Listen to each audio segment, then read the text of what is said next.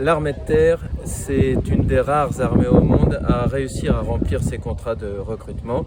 On est sur nos objectifs et on recrutera en 2022 ce que l'on avait prévu de recruter.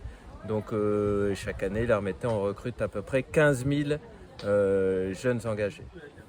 Pour une foultitude de métiers différents possibles dans l'armée.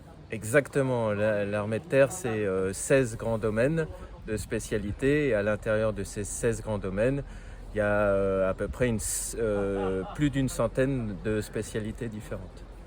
Et quel conseil vous donneriez à ces 6 jeunes là qui s'engagent et qui partent dès ce soir en formation? Après, j'ai juste un conseil à leur donner, c'est savourer.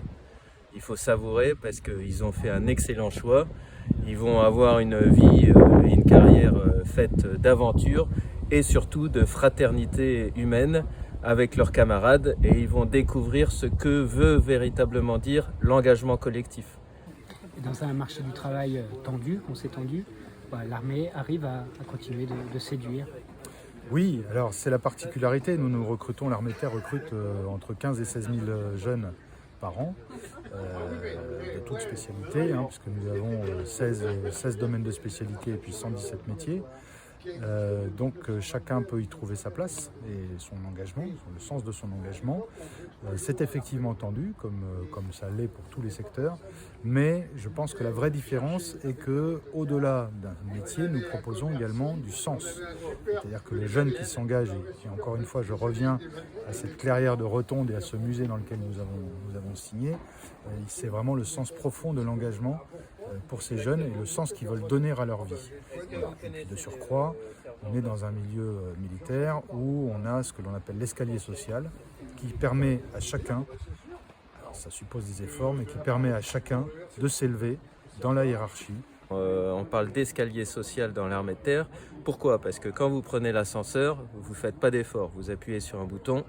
Dans l'armée de terre, on parle d'escalier social parce qu'il faut faire un effort pour gravir les différents échelons.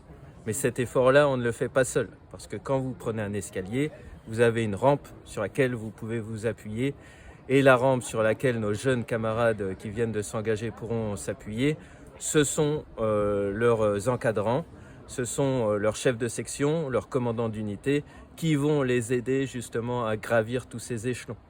Et pourquoi on parle d'escalier social au sein de l'armée de terre? C'est parce que la moitié de nos sous-officiers sont d'anciens militaires du rang et la moitié de nos officiers sont d'anciens sous-officiers. Très bien. Merci Colonel. Beaucoup. Et puis, je souhaite le meilleur. Merci beaucoup. Bravo. Merci. Bienvenue dans l'armée de terre. Merci.